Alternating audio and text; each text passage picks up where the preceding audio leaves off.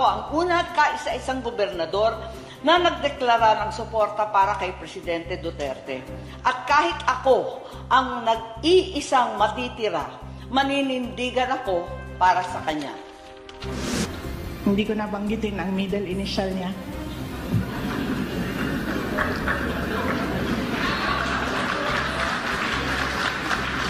No, alam mo, Apo, alam mo yan na mahal kita. Ito ang naging pahayag ni Vice President Sara Duterte noong Lunes sa ginanap na pasilungog event ng Office of the Vice President sa Pasay City. Sa kanyang talumpati, tila may pasaring o ipinapahiwatig ang pangalawang Pangulo.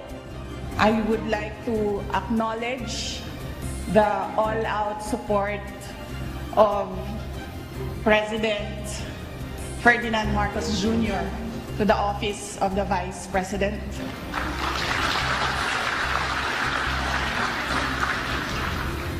Hindi ko nabanggitin ang middle initial niya. Walang paliwanag si VP Duterte kung ano ang ibig sabihin niya sa hindi pagbanggit sa middle initial ni Pangulong Ferdinand Marcos Jr.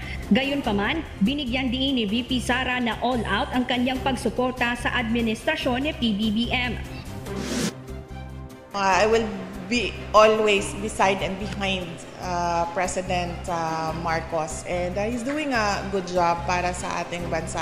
Sinabi ko sa kanya na you will always be my friends, and then sabi ko ikaw lang, and then he said na madami kang kaibigan, hindi mo lang alam. Bago ang formal na talumpati, binalikan ni Pangulong Marcos ang kanilang karanasan ni VP Sara noong kampanya kung saan muli niyang ipinahayag ang suporta sa Vice Presidente. Parang nabalik ako dun sa kampanya, nandun kami dalawa ni Inday Sara nagbubungis-ngisan ulit. And the reason I made her laugh is that I told her, dito sa mga gulong nangyayari, I have just officially designated myself as your self-appointed official BFF. So, kahit sorry na lang, sayot mo sa gusto mo, I'm still your #1 fan.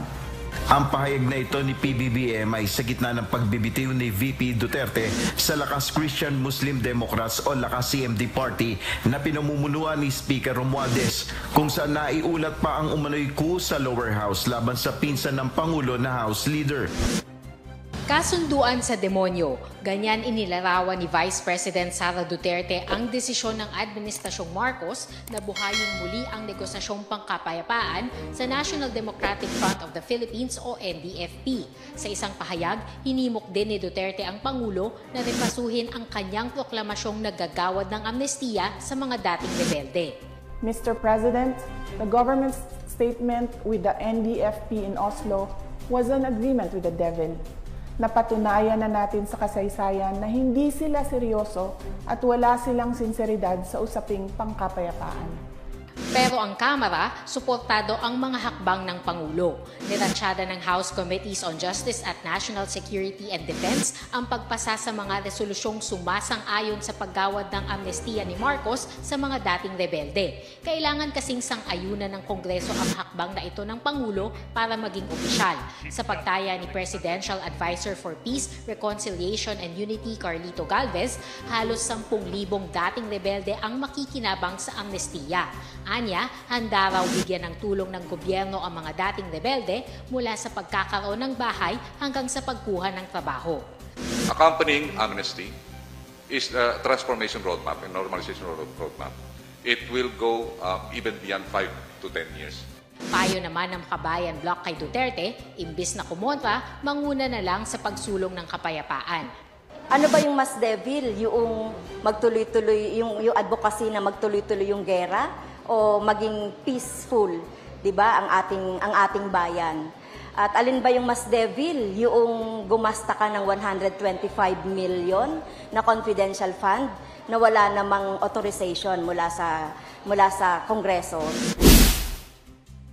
Senator Amy Marcos backs Vice President Sara Duterte in her position on the government's move to return to peace negotiations with communist rebels. Asked by reporters if she agrees with Duterte's appeal to reconsider the peace talks with the rebels, Senator Marcos briefly says that she does. Yes. Why, ma'am? That's the short answer. I'll give you a statement when I'm ready. The Vice President earlier called the government's peace deal with the National Democratic Front of the Philippines, quote, an agreement with the devil. Both the NDFP and the government had signed a joint statement in Oslo, Norway, expressing their intent to restart the peace talks. For her part, Senator Marcos says she is still confused about the peace talks, pointing out the supposed statement of NDFP Chairman Luis Halandoni seeking to overthrow the government. Medyo nalilito pa rin ako dyan sa peace talk na yan, pagkat narinig naman natin si Mr. Halandoni nung nagsaad na kahit may peace talk ay mananatili pa rin nila ang mitiin nila, ang goal nila na ipagsak ang pamahalaan. Senator Amy Marcos says she will support former President Rodrigo Duterte even if she is the only one left to do so. Noong 2015, ako yung una at kaisa-isang gobernador na sumuporta kay Presidente Duterte. Nakikita ko sa kanya ang aking ama, matapat na kaibigan, matapat sa bansa. Ano raw ang sikreto ng mga Marcos na sa haba ng panahon, meron pa rin kaming mga loyalista na handang ipaglaban kami. May loyalista kami kasi kami loyalista. Ako, gaya ng ama ko, ay matapat at naninindigan para sa mga tunay na kaibigan. Sa hirap at sa mas mahirap. Sa mabibilang na ligaya at sangkatutak na pagdurusa.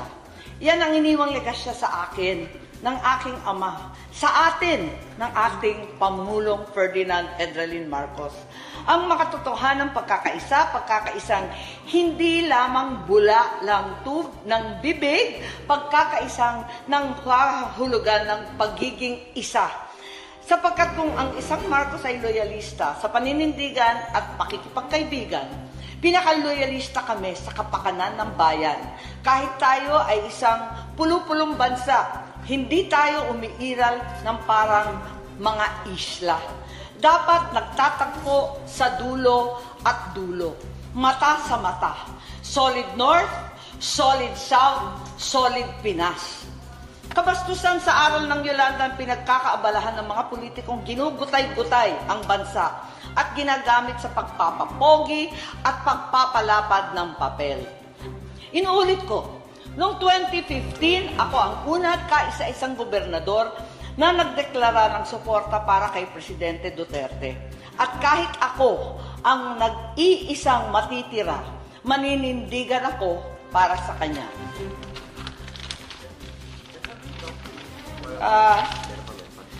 Ang isang anak na humarap sa napakaraming pananaksak sa likod ay hindi kailanman tatahimik sa mga nagtataksil at pambabastos sa taong gumalang sa aking ama. Noong pahintulutan niyang mahimlay ito sa libingan ng mga bayani. Doon, tinanong siya na kaya ba niyang pahintulutan ang paglilibing dahil kaibigan lamang ako. Ang sagot niya noon ay sagot ko ngayon. Hindi lang dahil kaibigan ko si PRRD. Kaibigan ko talaga siya. Higit lalo si Inday Sara. Mga kaibigan ko sa pagpapaunlad ng bayan, pagpapanatili ng kapayapaan at katahimikan at pakikipaglaban kontra sa puwersa ng kasamang naglalaganap na katiwalian, gutom at katraydoran.